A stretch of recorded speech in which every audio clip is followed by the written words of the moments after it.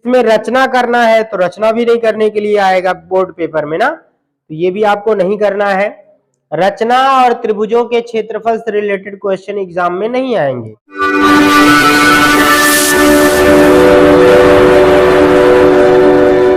Class 10th math 2023 है ना, set number 5 का खंड बा का हम क्या करेंगे, क्वेश्चन नंबर खा वाला करेंगे, है ना। का वाला हो गया है, का वाला कर लोगे। इसके बाद देखो सवाल कह रहा है कि यक्स और 1/x का माध्य क्या है, यम है। एक्स क्यूब और 1/x क्यूब का माध्य ज्ञात कीजिए। यहां पर देख लीजिएगा सवाल क्या कह रहा है कि यक्स और, है ना, और 1/x इसका माध्य दे दिया गया है, तो हम यहां पर लिखेंगे माध्य बराबर क्या होता है, माध्य बराबर होता है पदों का योग और बटे पदों की संख्या। यही दिया है आपको, ये सूत्र होता है। और माध्य आपको दे रखा है कितना, यम, तो माध्य की जगह लिख दोगे यम बराबर, और पदों का योग यक्स और 1/x करना है तो यक्स प्लस 1 क्या हो जाएगा, यक्स, और पदों की संख्या कितनी है, 2 है, 2 आप यहां पर लिख दोगे, हो जाएगा। अब 2 का गुणा यहां पर कर दीजिए तो इसके बटे 1 मानकर यहां पर कह सकते हो कि 1x प्लस 1/x बराबर क्या होगा, 2m के बराबर हो जाएगा। इसे मान लीजिए समीकरण नंबर आप 1 मान लीजिए, है ना।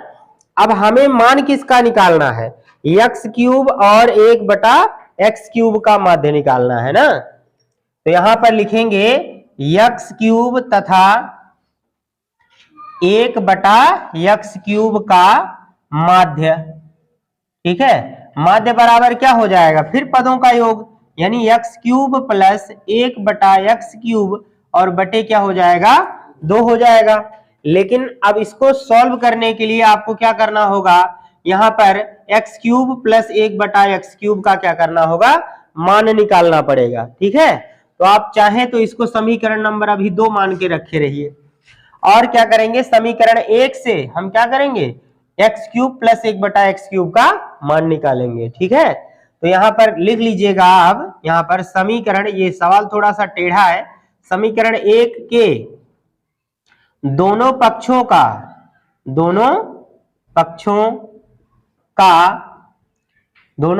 का क्यूब करने पर या घन करने पर लिख लीजिएगा, ठीक है, घन करने पर। तो घन करिए तभी आप इसका मान लिख पाएंगे।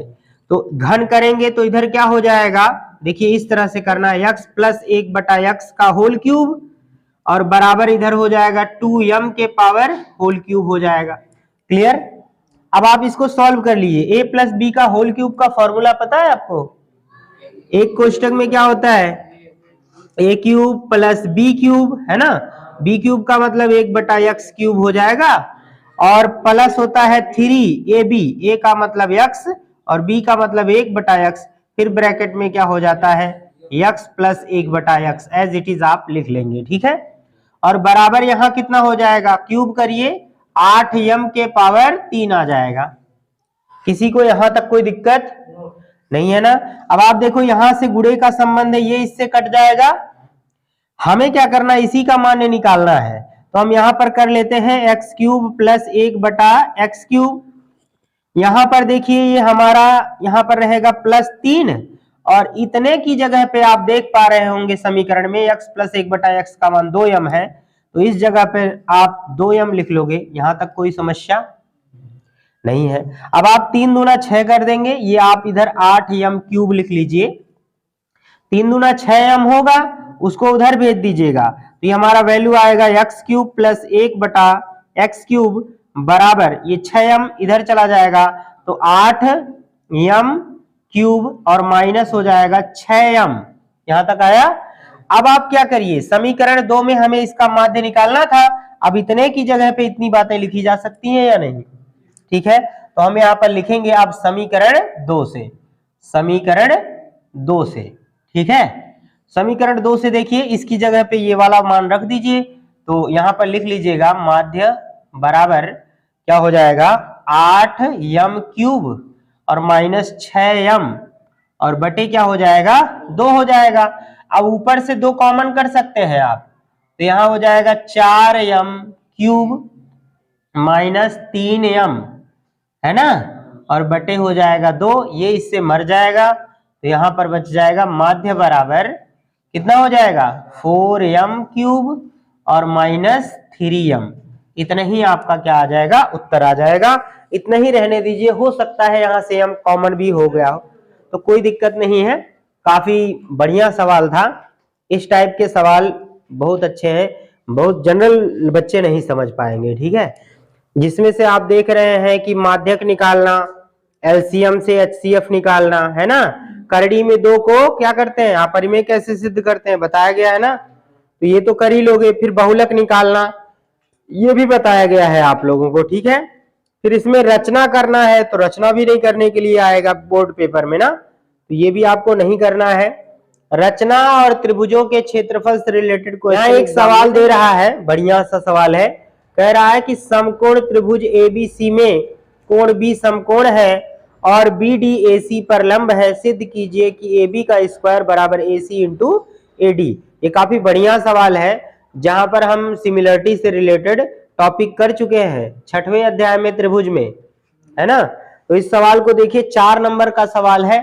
आप थोड़ा सा भी ध्यान देंगे तो बहुत अच्छे से इस क्वेश्चन को कर सकते हैं।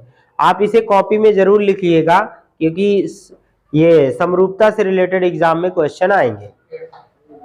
तो यहां पर कह रहा है कि एक समकोण त्रिभुज क्या है, ए बी सी है, जिसमें क्या है बी समकोण है ना, तो एक को ए मान लो और एक को सी मान लो, तो ए बी सी ये हमारा समकोण हो जाएगा। ये समकोण त्रिभुज है। फिर कह रहा बी समकोण हो गया और कह रहा बी डी ए सी पर लंब है, यानी डी एक और अक्षर आ गया ना, इसका अर्थ है कि तीसरा भी चौथा भी पॉइंट होगा। तो यहां पर हम डी ले रहे हैं, ठीक है, और बी को डी से मिला देते हैं, तो बी डी जो होगा वो ए सी पर लंब होगा, तो इसका अर्थ ही यहाँ पर 90 डिग्री का एंगल बनेगा। समझ में आ रही बात।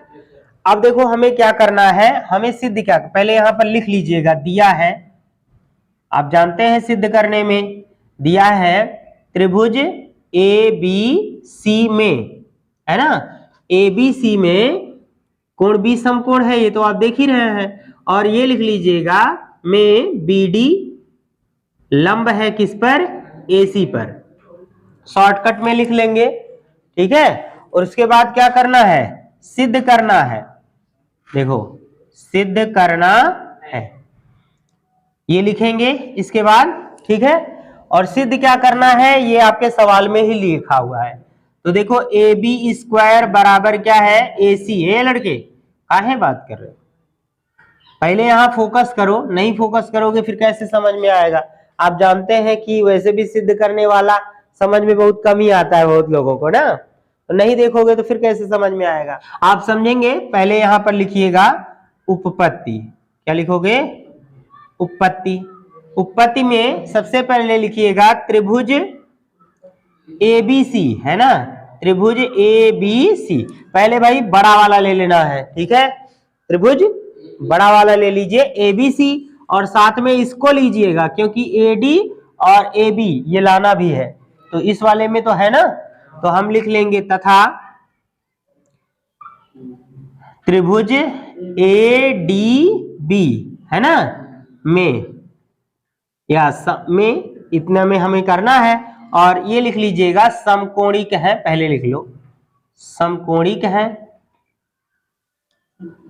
समकोणिक है। अतः त्रिभुज ए बी सी समरूप होगा त्रिभुज ए डी बी के। ये सारे कॉन्सेप्ट हम पहले भी पढ़ चुके हैं, तो इसमें ज्यादा लोचा करने की जरूरत नहीं है, ठीक है। अब आप देखो, जब आप समरूप सिद्ध करते हो तो क्या होता है, संगत भुजाओं का अनुपात बराबर होता है समरूप में। तो आप समरूप इसमें ले लीजिए, इस बड़े वाले, पहला त्रिभुज क्या है, बड़ा वाला एबीसी, है ना, बड़े वाले का यहां पर देखो ए बी क्या है, ध्यान दो, पहले यहां आधार है ना, आधार ए बी है क्योंकि आपको ए बी लाना है, आधार यहां पर आप ले लो ए बी बटे ये बड़े वाले का आधार ले लिया तो एडीबी में कौन आधार होगा, एडी हो जाएगा, होगा कि नहीं। तो यहां से हमने आधार एडी ले लिया। इसके बाद सुनो फिर से एक बार, इस बड़े वाले त्रिभुज में कर्ण ले लो, एबीसी का कर्ण कौन है, एसी है, लिख लो। और बटे इस वाले त्रिभुज का कर्ण कौन है, अरे डी के सामने कर्ण कौन होता है, 90 अंश के सामने ना, ए बी, तो यही ले लो। यहां पर हो जाएगा ए बी, तिरछा गुणा कर दीजिए, क्रॉस मल्टीप्लाई करेंगे तो ए बी का स्क्वायर बराबर इसका गुणा यहां कर देंगे, ए सी इंटू क्या हो जाएगा, ए डी। ठीक है, यहां पर यही हमको करना था, हेंस प्रूव दैट। ठीक है, इति सिद्धम, बहुत ही आसान है, कर सकते हो, बस थोड़ा सा दिमाग लगाना। अगला सवाल है, अगला सवाल कह रहा है पुनीता की 2 वर्ष पूर्व की आयु और अब से 4 वर्ष बाद की आयु का गुणनफल उसकी वर्तमान आयु के 2 गुने से 1 वर्ष अधिक है, उसकी वर्तमान आयु ज्ञात कीजिए। देखिए इस सवाल को आप अप्रोच कैसे करेंगे, पहले आप मुझे बताइए इस सवाल को कैसे सॉल्व करोगे। यहां पर बात सिर्फ पुनीता की गई है, ना कि उसके पिता की, उसके भाई की, उसकी मां की बात नहीं है, इसलिए हम यहाँ पर 2 वेरिएबल नहीं लेंगे, मतलब 2 चर नहीं मानेंगे, x और y नहीं मानेंगे, एक ही चर मानेंगे, चाहे x चाहे y, मान के इसको हल करने की कोशिश करेंगे। और पहले ये पकड़िए कि जड़ कहाँ है, क्या हमें नहीं पता है और किससे क्या बनाना है। कह रहा है कि पुनीता की 2 वर्ष पूर्व की आयु है ना, 2 वर्ष पूर्व की आयु अब से 4 वर्ष बाद की आयु का गुणनफल उसकी वर्तमान आयु के 2 गुने से 1 वर्ष अधिक है, वर्तमान आयु ज्ञात कीजिए। जो हमें पूछ रहा है हम वही मान लेंगे पहले, ताकि उत्तर आने के बाद ज्यादा नौटंकी ना करना पड़े। तो यहां पर लिखेंगे कि माना पुनीता की वर्तमान आयु, ठीक है, कितना है, x वर्ष, ये हम मान लेंगे, पहले इतना ही मानिए। देखो हम बता रहे हैं कि आयु से संबंधित पेपर में सवाल आएगा, मैं नहीं कह रहा हूं कि ये आ जाएगा, पर ये है कि आयु से संबंधित एक सवाल आपके पेपर में आएगा, तो इसको टैग करके रखिए। ठीक है, हाँ, आयु संबंधी आप लोग क्या करिए, जहां पर 50 क्वेश्चन के सीरीज बताई गई है ना, उनमें आप क्या करिए, एक जगह ये शब्द लिख लीजिए कि आयु संबंधी प्रश्न। ठीक है, तो जितने भी आपसे हो सकते हैं 1-2 जरूर करके जाइएगा। देखिए वर्तमान आयु हमने मान लिया।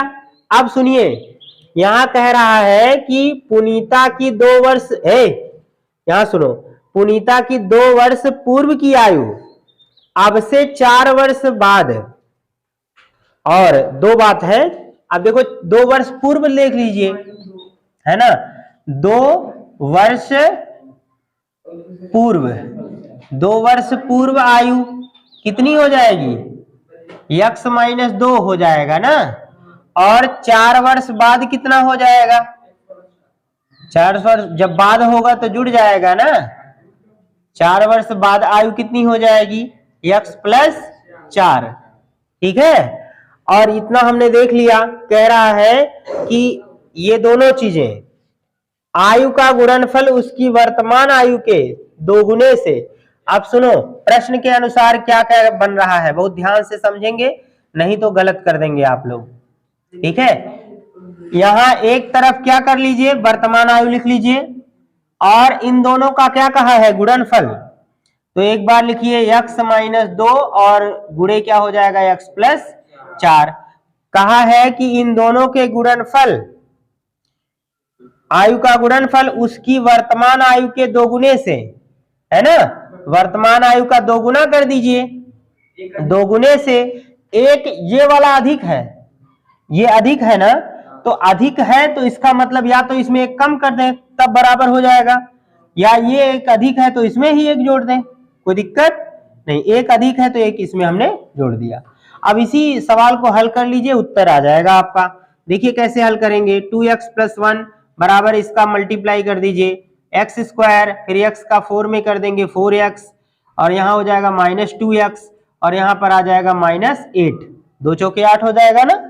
चलो अब x अंकों को सबको एक तरफ भेज दो, इधर 0 बच जाएगा ना, एक्स स्क्वायर, यहाँ कितना बचेगा बोलो नीरज, 2x बचेगा ना, और हाई 2x इधर चला जाएगा तो माइनस 2x हो जाएगा, और ये -8 पहले से है, एक उधर जाएगा -1 हो जाएगा, क्या हो जाएगा 1 हो जाएगा, ये देखिए कट जाएगा इससे, तो 0 बराबर आ गया x स्क्वायर -9 हो जाएगा, 9 को इधर भेज दीजिए तो कितना हो जाएगा +9 हो जाएगा ना, 9 बराबर x स्क्वायर। अगर आप x का मान निकालेंगे करड़ी में कितना आ जाएगा 9 आ जाएगा, और x बराबर अब आपका आ जाएगा 3 वर्ष, और यही वर्तमान उसकी आयु भी होगी, ठीक है ना, बिल्कुल नोट कर लीजिए। बहुत ही देखो देखने में खाली फंसाने वाला है, बाकी सवाल बड़ा आसान है, ठीक है, नोट कर ले इसे। देखिए 2 और सवाल हैं, उनको भी देख लेते हैं, ठीक है, ये सवाल लग जाएगा भाई, देख लो यहाँ 1/(x-2) बराबर 3 है, इसमें क्या करना है, समीकरण को हल करना है। तो इस प्रकार के सवाल में क्या करेंगे, कैसे हल करेंगे, यहाँ पर ये भी लिखा हुआ है x does not equal to, यहाँ कह चुका है x does not equal to 0 या 2, मतलब ये नहीं होगा। अब इसी को सॉल्व कर लीजिए, देखिए क्या करना है, क्रॉस मल्टीप्लाई करिए x-2, इसका गुणा यहाँ पर कर दीजिए, ये हो जाएगा क्या -x, और यहाँ पर क्या होगा नीचे भी गुणा, x स्क्वायर -2x बराबर हो जाएगा 3/1, हाई x से x मर जाएगा, इसका गुणा यहाँ, इसका गुणा यहाँ, 3x स्क्वायर -3 दूना 6x बराबर -2 -2, इसको इधर भेज देंगे तो 3x स्क्वायर -6x और +2 बराबर हो जाएगा 0। इसको तुम श्रीधराचार्य के सूत्र से लगा देना, बहुत ही आसानी से आ जाएगा। आप जानते हैं श्रीधराचार्य, a बराबर यहाँ 3 है, b बराबर -6 है और c बराबर 2 है। आप जानते हैं श्रीधराचार्य का सूत्र क्या होता है, कोई बताएगा, बताओ, -b प्लस माइनस करड़ी में b स्क्वायर -2a, बहुत बढ़िया, इसी पे मान रख दीजिए, आपका उत्तर आ जाएगा, ठीक है। और अगला सवाल क्या कह रहा है, अगले सवाल को भी देख लीजिए, चा वाला सवाल है ना, 22वें का चा है, कह रहा है 2 क्रमागत धन सम संख्याएं ज्ञात कीजिए जिनके वर्गों का योगफल कितना है 340 है। कैसे लगाएंगे, देखिए जब आप क्रमागत, देखिए सुन लीजिए ट्रिक क्या है, आप ऐसे समझिए, जब केवल कहेगा क्रमागत संख्याएं तो एक x तो दूसरा x+1, लेकिन अगर सम या विषम का नाम ले लेगा तब आप x में 2 जोड़ेंगे, ठीक है। तो एक संख्या को आप मानिएगा x और दूसरी संख्या आपकी हो जाएगी x+2, है ना। यहाँ पर आपको लिखना है कि माना एक संख्या क्या है x है, तो दूसरी संख्या कितनी हो जाएगी x+2, और इसी के वर्गों का योग करना है, तो एक बार वर्ग कर दीजिए और एक बार x+2 का क्या करिए होल स्क्वायर बराबर 340 है, ठीक है। एक बार मैं सेट कर देता हूं कैसे करना है, x स्क्वायर, इसका होल वर्ग करेंगे तो a प्लस बी का whole square, a square plus b square माने 4, और यहाँ +2a भी, 2 दूना 4x बराबर हो जाएगा 340, ठीक है। x मिलके कितना हो जाएगा 2x स्क्वायर, और यहाँ +4x लिखे रहना, और इस अंक के बगल में ये लेकर चले आइए तो +4 और -340 बराबर 0। यहाँ से 2x स्क्वायर प्लस 4x और माइनस घटाओगे तो 300 कितना आ जाएगा 36 बराबर 0। अब यहाँ क्या करिए, 2 से भाग देने पर चाहे 2 कॉमन ले लीजिए, तो यहाँ आ जाएगा x स्क्वायर प्लस आ जाएगा 2x, और यहाँ से आप भाग दीजिएगा तो यहाँ हो जाएगा 2 1 2। 300 का आधा कितना होता है 150, और 18 मिलके कितना हो जाएगा 168 बराबर आ जाएगा 0। कह रहा है 300 किलोमीटर की दूरी की यात्रा करने में यदि एक व्यक्ति 60 किलोमीटर रेलगाड़ी द्वारा और शेष दूरी बस द्वारा तय करता है तो कुल 4 घंटे लगते हैं। यदि वह यहाँ पर 100 किलोमीटर रेलगाड़ी से और शेष दूरी बस से तय करता है तो उसे कितना समय लगता है 10 मिनट अधिक लगता है, ठीक है। रेलगाड़ी और बस की क्रमशः चाल ज्ञात कीजिए, ठीक है। तो हम मान लेंगे अलग अलग चाल होगा, पहले आप यहाँ पर देखिए सवाल में क्या कह रहा है कि दो स्थान है ए और बी, इनके बीच की पूरी दूरी कितनी है 300 किलोमीटर। ये कंप्लीट यहां से यहां तक का कितना है 300 किलोमीटर। अब एक व्यक्ति है जो 2 बार जाता है, ठीक है, 2 बार की बात है। कह रहा है यदि एक व्यक्ति 60 किलोमीटर रेलगाड़ी से जाता है तो अगर 60 किलोमीटर रेलगाड़ी से हो जाएगा, ठीक है, 60 किलोमीटर, तो बाकी की दूरियां कितनी बचेंगी बताओ, कितना बचेगा 240 बचेगा ये किलोमीटर। तो ये बस हो जाएगा इधर, ठीक, यहां पर लिख लेना ये ट्रेन का हो जाएगा, ठीक। और इसके बाद फिर बोला है कि एक बार 100 किलोमीटर अगर ट्रेन से जाए, ट्रेन से कितना जा रहे हैं, ये बस का है, और ट्रेन से 100 किलोमीटर जा रहा है, तो बाकी की दूरी जो बचेगी वो कितनी हो जाएगी, यहाँ पे ऐसे पूरी दूरी ये 200 किलोमीटर हो जाएगा, ये बस द्वारा हो जाएगा। तो 2 कंडीशन हमें बनाने हैं, और एक बार हमें पता नहीं है, अब यहां पर लिख लीजिएगा, माना रेलगाड़ी की चाल बराबर x किलोमीटर प्रति घंटा, ठीक है, x किलोमीटर प्रति घंटा, और बस की चाल बराबर y किलोमीटर प्रति घंटा, ठीक है, ये है। तो अब आप प्रथम कंडीशन लेंगे, केस नंबर 1। पहला केस लीजिए, जब ये 60 किलोमीटर जाएगा, है ना। अब एक बेसिक फॉर्मूला जानिए कि चाल बराबर क्या होता है दूरी बटा समय, या दूरी बराबर क्या होता है चाल गुणे समय, ठीक है। तो यहां पर हम समय निकालना चाहते हैं क्योंकि 4 घंटे लगे हैं ना, तो पहले ऐसे लिखना, चूंकि चाल बराबर क्या होता है दूरी बटा समय, और समय बराबर क्या हो जाएगा दूरी बटे चाल हो जाएगा ना, ये हो जाएगा। अब आप समय को ही निकालिए, है ना, 60 किलोमीटर जाने में लगा समय कितना हो जाएगा, देखिए यहां से ये समय और ये समय मिलकर कितना हो रहा है 4 घंटा हो रहा है। तो ये दूरी है, दूरी बटा रेलगाड़ी की चाल कर लेंगे केस नंबर 1 में, 60 बटे x और प्लस 240 बटे y, और बराबर ये कुल समय कितना हो जाए, ये भी समय है ये भी समय है, तो 4 घंटे के बराबर है ना। ऐसे कर लीजिए। आप एक काम करें, चाहे तो यहां से आप कॉमन लेकर काट दीजिए, या तो इक्वेशन फर्स्ट मान लीजिए, ठीक। अब क्या करेंगे, केस नंबर 2 ले लेंगे। अब एक बार क्या करेंगे 100 बटे x और प्लस हो जाएगा 200 बटे y बराबर, अब 10 मिनट क्या है समय ज्यादा लगा है, तो इसका मतलब है कि हम यहां पर लिखेंगे 4 घंटा प्लस 10 मिनट लिखेंगे, ठीक है। 10 मिनट को भी घंटे में बना दीजिएगा, 10 मिनट में 60 का भाग दे दीजिए, मिनट में बन जाएगा। इसको काट दीजिए, ठीक है, तो 1/6 है, और 6 चौक 24 1 25, तो यहां पर कर लेना, यहां से 100 कॉमन ले लो भाई, तो 1/x प्लस यहां हो जाएगा 2/y बराबर कितना हो जाएगा 6 चौक 24 1 25, 25 बटे आ जाएगा भाई 6, ठीक है, 25 1 25, 25 चौक के 100, 4 को इधर भेज देना, तो 1/x प्लस 2/y बराबर 1/4 6 24, ये आ गया समीकरण नंबर मान लीजिए 2, ठीक है। अब हल कर ले जाओगे, कैसे हल करना है, 1/x कर x मान लेना, विलोपन विधि से भी कर सकते हो।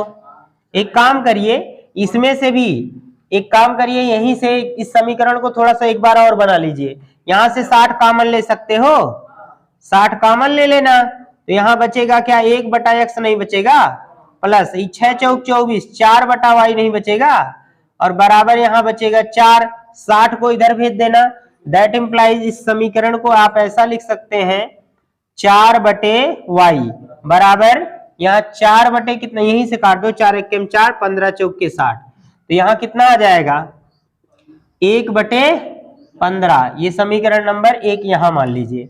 अब आप देखिए जब विलोपन विधि से हल करेंगे घटाइएगा तो 1/x से 1/x कट जाएगा, बाकी इसमें से लगा लीजिए। अगर आपको दिक्कत होती है तो 1/x बराबर a मान लीजिए, 1/y बराबर b मान लीजिए, उससे भी आप हल कर सकते हैं। हो जाएगा? कर लोगे ना? इस तरह के सवाल बताएगा। 24वां सवाल देख लीजिए। जब सूर्य का उन्नयन कोण फाई से क्या हो रहा है, थीटा हो जाता है, तो क्षैतिज तल में खड़े एक स्तंभ की छाया a मीटर अधिक हो जाती है। स्तंभ की लंबाई ज्ञात कीजिए। ठीक है, तो यहां पर आप क्या करिए, एक स्तंभ बना लीजिए, है ना, और कह रहा है इसका जो कोण है पहले से कितना है, कह रहा है फाई से थीटा हो रहा है। इसका मतलब अभी फाई है और कुछ देर बाद क्या हो रहा है, थीटा हो जा रहा है। कोण फाई से क्या हो गया, थीटा हो गया। अब कितना है, इसकी जो छाया पहले से थी यहां से यहां तक का, मान लो x है ना, तो अब छाया a मीटर बढ़ जाती है, यहां से a मान लो। ऊंचाई हमसे पूछ रहा है तो ऊंचाई को h मानकर रखना है। आप a, b, c और d ऐसे मान लीजिएगा और सभी त्रिभुजों को हल कर लीजिए। ठीक है, बारी बारी से आए। ये वाला फाई है, उसको फाई पढ़ते हैं। ठीक है, तो यहां पर लिख लेंगे कि माना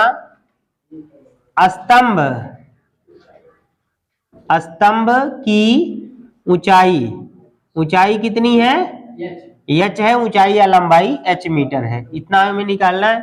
अब आप लिखिएगा त्रिभुज, पहले ये वाला ले लीजिए, त्रिभुज ए बी सी में। ठीक है, कोई अंक नहीं है तो उत्तर अंकों में नहीं आएगा। ठीक है, तो यहां पर लिख लोगे tan फाई बराबर लंब बटा आधार, तो लंब है h और बटे x, इधर आ जाएगा x बराबर h बटे tan फाई, यही होगा समीकरण नंबर 1। ठीक, और नहीं, कुछ नहीं बदलना है। अरे बदल के क्या करोगे, जब कोण बदल गया है उसका मान पता नहीं है तो तुम रख नहीं पाओगे, वैसे भी उसको कुछ मत करो, ऐसे ही रहने दो। अब इसके बाद क्या लिखेंगे, त्रिभुज ए बी डी में, ए बी डी में देख लीजिए क्या हो जाएगा, tan थीटा बराबर लंब कितना है h बटे आधार, अब की बार x प्लस क्या है, x प्लस a है। अब आप देख लीजिए x का मान हमने यहां से निकाला ही है, आप तिरछा गुणा कर दीजिएगा इसका यहाँ पे, तो ये पूरा हो जाएगा x प्लस a और यहाँ आ जाएगा tan थीटा बराबर हो जाएगा h। ठीक है, या आप इसमें गुणा कर लीजिए, ये x इंटू tan थीटा, ठीक, और यहां पर आ जाएगा प्लस, इसकी जगह पे हाँ a इंटू हो जाएगा tan थीटा और बराबर h, x का मान समीकरण 1 से लाकर यहां रख दीजिए, तो हो जाएगा h बटे tan फाई लिखना है, और यहां आ जाएगा tan थीटा और प्लस a tan थीटा बराबर है h। ठीक, यहां से हम क्या करेंगे, h का मान निकालना है ना, तो h वाले पद को एक साइड में रखना है। ठीक है, तो h वाले पद को आप एक बार ऐसे करिए कि इस h को इधर बुलाइएगा, सुनो यहां देखो, इसको उधर भेज दीजिए या इसी को उधर भेज देते हैं, क्या दिक्कत है। यहाँ a tan थीटा है और h यहाँ है, इस वाले पद को इधर भेजिएगा तो यहाँ हो जाएगा माइनस h बटे tan फाई और इंटू tan थीटा, यही होगा। अब आप एक काम करिए कि h कॉमन कर लीजिए। ठीक है, h कॉमन कर लेंगे, एक माइनस यहाँ बचेगा 1 बटे tan फाई, तो इसे हम लिख सकते हैं cot फाई, और यहाँ हो जाएगा tan थीटा, ये हो जाएगा। अब इधर क्या कितना है, a tan थीटा ना, आप क्या करिए, h निकालना है, इस पद को इधर भेज दीजिए, तो यहां पर आ जाएगा h बराबर, इस पद को इधर भेजेंगे तो a tan थीटा और बटे हो जाएगा 1 minus cot phi into tan theta, यही हमारा उत्तर आ जाएगा। ठीक है, नहीं कटेगा। जो यहाँ पर माइनस लगा हुआ है, गुणे में होता तब कटता, ऊपर गुणा है ठीक है, लेकिन नीचे भी केवल गुणा में होता, ये पद ना होता, ये सब पद गुणे में होते तो कट जाता।